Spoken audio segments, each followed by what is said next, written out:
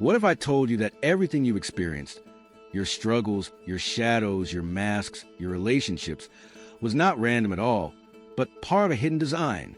Carl Jung believed that behind the chaos of life, there is an inner process quietly unfolding, a path that every human being is called to walk. He called this path individuation, and he believed it was the ultimate purpose of life. Think about it. Why do we have recurring dreams that feel so meaningful? Why do strange coincidences, synchronicities, happen at just the right time? Why do we feel torn between who we are and who we think we should be? For Jung, these are not accidents. They are signs from the unconscious, pointing us toward individuation, the journey of becoming whole. Individuation is the reason you are drawn to symbols like mandalas, circles, or radiant light. It is the force that pushes you to confront your shadow, that makes you question the mask of the persona, and that draws you to relationships where you meet your anima or animus. All of these archetypes are not separate. They are steps on the same journey. The shadow forces you to see what you've hidden. The persona reminds you that you are more than your roles. The anima and animus reveal your inner polarity, and all of them point toward the self, the archetype of wholeness at the center of your soul. This process is not about becoming perfect. It's about becoming real. Individuation means uniting the opposites within you, your light and your darkness, your strength and your vulnerability, your masculine and feminine. It means no longer living only for approval or survival, but for truth. Jung said, "The privilege of a lifetime is to become who you truly are." Individuation is that privilege. In this final episode of our series on Carl Jung's archetypes, we will bring it all together, what individuation really means, and why Jung saw it as the purpose of life, how each archetype plays a role in this journey, the dangers of resisting it, and the signs that the self is calling you, and practical ways you can begin walking your own path of individuation. Before we dive in, don't forget to subscribe, hit the like button, and share this video with someone who is also searching for meaning. Because what we're about to uncover is not just psychology, it is the secret design of your soul. Carl Jung believed that the greatest task of human life is not success, wealth, or even happiness. It is individuation. But what does that mean? At its core, individuation is the process of becoming whole. It is a lifelong journey of integrating all the different parts of your psyche, your conscious mind, your unconscious depths, your light, and your shadow, into one unified self. Most of us live only from the ego, the small I that identifies with our name, our job, our roles, and our outward identity. The ego says, "This is who I am." But Jung pointed out that the ego is only a fragment.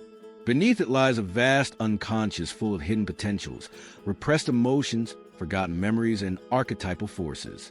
Individuation is the process of bringing those hidden aspects into awareness so that you are no longer divided against yourself, but living as a whole person. This doesn't mean eliminating conflict or becoming flawless. Individuation is not perfection, it is integration. It means learning to embrace your shadow instead of denying it. It means recognizing the masks of your persona without mistaking them for your true self. It means acknowledging the presence of your anima or animus, the inner feminine or masculine, and finding balance within. And ultimately, it means surrendering to the self, the inner center that unites all opposites and gives life meaning. Think of individuation as a kind of inner alchemy. In alchemy, the goal was to transform base metals into gold. For Jung, the real alchemy is psychological, transforming the raw, hidden material of the unconscious into wisdom, authenticity, and wholeness. Every crisis you face, every relationship that challenges you, every dream that haunts you, these are opportunities for transformation. Across myths and religions, individuation appears as a hero's journey. The hero leaves the ordinary world, confronts monsters, the shadow, meets mentors and guides, the anima/animus, sheds false identities, the persona, and finally returns transformed, carrying the treasure of wholeness. Jung believed this story is not just myth, it is a blueprint of a human soul. So what is individuation? It is the process of becoming who you truly are, not the mask you wear, not the fragments you hide, but the whole, integrated self. It is the path of authenticity, balance, and meaning.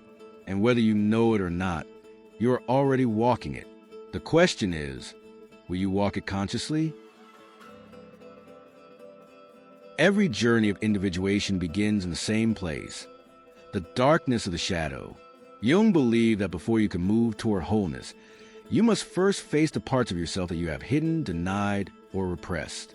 The shadow is everything you don't want to admit about yourself. Your fears, your anger, your envy, your selfishness, but also the strengths and desires you buried because they didn't fit the image you wanted to show the world. Why does individuation start here? Because as long as the shadow remains unconscious, it controls you from the dark. You project it onto others, blaming them for the qualities you refuse to acknowledge in yourself. You sabotage your own progress without knowing why.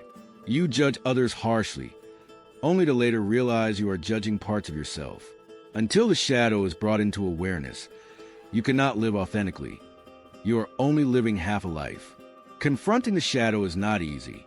It often comes disguised as crisis, sudden anger, jealousy, destructive habits, or patterns that keep repeating in your life. These are not accidents. They are the shadow knocking at your door. Jung compared this process to the hero descending into the underworld. Just as mythological heroes must face dragons or monsters, each of us must face our own inner darkness. But here's the paradox. The shadow is not only negative. Within it lies energy, creativity, and power. The traits you reject can become the very strengths that transform your life once integrated. For example, someone who denies their anger might discover that, when acknowledged, that anger holds the energy of courage and assertiveness. Someone who represses their sensitivity may find that embracing it opens a door to empathy and deep connection. Individuation demands courage because it requires looking honestly at yourself. Not just the polished persona you show to the world, but the raw, unfiltered truth of who you are. And yet, this confrontation is liberating. When you stop running from your shadow, you reclaim the pieces of yourself that were lost. You become more whole, more authentic, more alive. In Jung's words, one does not become enlightened by imagining figures of light, but by making the darkness conscious. The shadow is the first gate in the journey of individuation. Face it, and the path to wholeness opens. If the shadow is the first obstacle on the path of individuation, the persona is the second. Jung described the persona as the social mask we wear, the version of ourselves we present to the world in order to be accepted, respected, or loved. It is not false, but it is incomplete. And unless we learn to recognize it as a mask, we risk confusing it with our true identity. The persona is necessary. Without it, society would collapse into chaos. We need masks to play roles. The professional at work, the student at school, the parent at home, the friend at a gathering. The persona allows us to function, to adapt, and to belong. But the danger comes when we believe that the mask is all we are. Over-identification with persona leads to emptiness, burnout, and a haunting question. Who am I when no one is watching? In the process of individuation, confronting persona means peeling back the layers of identity we've built for survival. It means asking, do I live this way because it's who I am, or because it's who others expect me to be? This is not about destroying persona, but about putting it in its proper place. Think of someone who lives only through their career persona. To the world, they are successful, confident, accomplished. But inside, they may feel lost, anxious, or unfulfilled. The moment they step away from their professional role, they no longer know who they are. Individuation demands that they step beyond the mask, reconnecting with the deeper self beneath the role. Dreams often reveal persona through images of masks, costumes, or roles on a stage. These dreams remind us that life itself can become a performance if we forget the difference between appearance and essence. The unconscious urges us to look beyond the costume and rediscover the actor. Integrating the persona does not mean rejecting society or abandoning responsibilities. It means living authentically, using persona as a tool rather than being enslaved by it. When you can wear the mask without mistaking it for your face, you achieve balance. On the journey of individuation, the persona is the second gate. Recognize the mask, honor its function, but never let it replace the fullness of who you are. Only then can you move deeper into the mystery of the psyche. On the path of individuation, after facing shadow and recognizing persona, we encounter two of the most mysterious archetypes, the Anima and the Animus. For Jung, these inner figures represent the hidden feminine in every man, the Anima, and the hidden masculine in every woman, the Animus. They are not simply gender traits, but symbolic polarities that live in all of us, regardless of sex.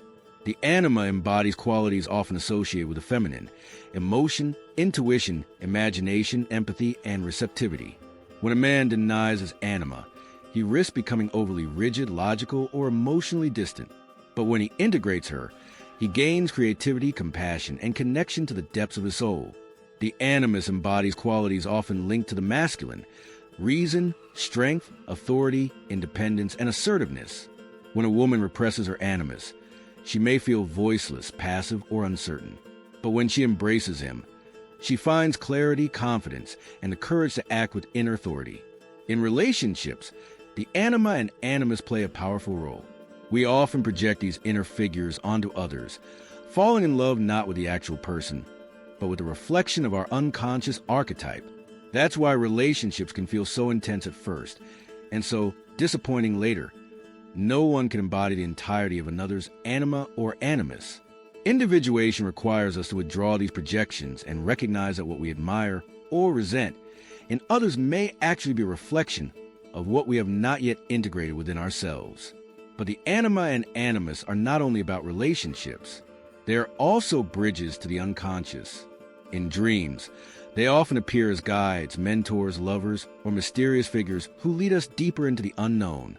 Jung believed that without integrating these forces, the psyche remains incomplete. Balance between the inner masculine and feminine is essential for wholeness. Individuation, therefore, is not just about facing darkness or removing masks. It is about reconciling opposites. The Anima and Animus remind us that wholeness means embracing both tenderness and strength, logic and intuition, action and receptivity. In the great journey inward, they are the third gate. By integrating them, we prepare to meet the self, the final archetype and the ultimate center of wholeness. All the stages of individuation, the confrontation with the shadow, the recognition of the persona, the reconciliation with the Anima and Animus, lead to one destination, the self. For Jung, the self is not just another archetype. It is the archetype of archetypes, the hidden center that unites the entire psyche, conscious and unconscious, into a single whole. The self is both the guide and the goal of individuation. Even before we are aware of it, the self is quietly shaping our path through dreams, synchronicities, and inner longings. It pushes us to confront our shadow, to see through our masks, and to embrace the polarities within. Every challenge, every relationship, every turning point in life is part of the self's design to bring us closer to wholeness. In symbols, the self appears as images of totality: the mandala, the circle, the radiant sun, the divine child, or the wise old man. Across cultures, we see this archetype reflected in myths of unity: the alchemical philosopher's stone, the lotus of enlightenment, the Christ figure as a union of human and divine. These symbols all point to the same reality. The self is the inner image of God, the spark of the divine within the human soul. But reaching the self is not about escaping life. It is not about becoming perfect or transcending your humanity. Instead, it is about embracing your humanity completely, both light and dark, both masculine and feminine, both strength and vulnerability. Individuation is not a straight line upward. It is a spiral that descends into shadow and rises into light, always leading back to center. The danger is when the ego resists. If the ego refuses to surrender to the self, life feels fragmented, chaotic, and meaningless. But when the ego aligns with the self, something remarkable happens. Life gains depth. You begin to sense that even suffering has purpose, that even loss carries meaning, that everything is woven into a larger design. The self is the final goal of individuation, but also its beginning. It is the force that calls you into the journey, and the treasure you discover at the end. In Jung's words, the self is our life's goal, for it is the completest expression of that fateful combination we call individuality. We have reached the end of our journey through Jung's archetypes, and here we stand at the heart of his vision, individuation. This is not just a psychological concept. It is a map of the soul.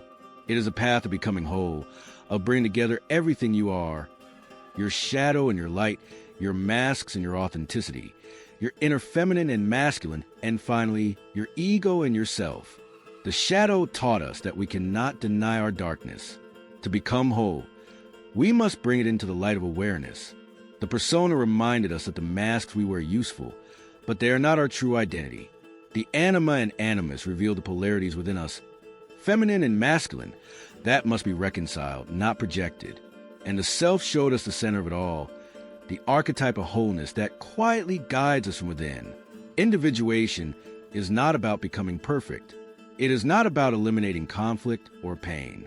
Instead, it is about embracing all that you are, reconciling opposites, and discovering meaning even in your struggles. It is about living a life that is authentic, balanced, and deeply connected to your inner center. Jung believed that individuation is the true purpose of human life. It is why we dream, why we search for meaning, why we experience synchronicities, why we feel restless when we live only on the surface. Something inside us, the self, is always calling us to more. To listen to that call is to step onto the path of transformation. So ask yourself, which archetype spoke to you the most during the series? Was it the shadow, the persona, the anima and animus, or the self? Reflect on this and share your answer in the comments below. Because sometimes just naming where you're on the journey is the first step toward moving forward. And if you've enjoyed this exploration of Jung's archetypes, don't forget to like this video, subscribe to the channel, and turn on notifications. Because while this series ends here, the journey within never ends. We'll continue exploring the wisdom of Jung and the depths of psychology in the videos to come. The path of individuation is not about becoming someone else. It is about remembering who you truly are and living from that wholeness.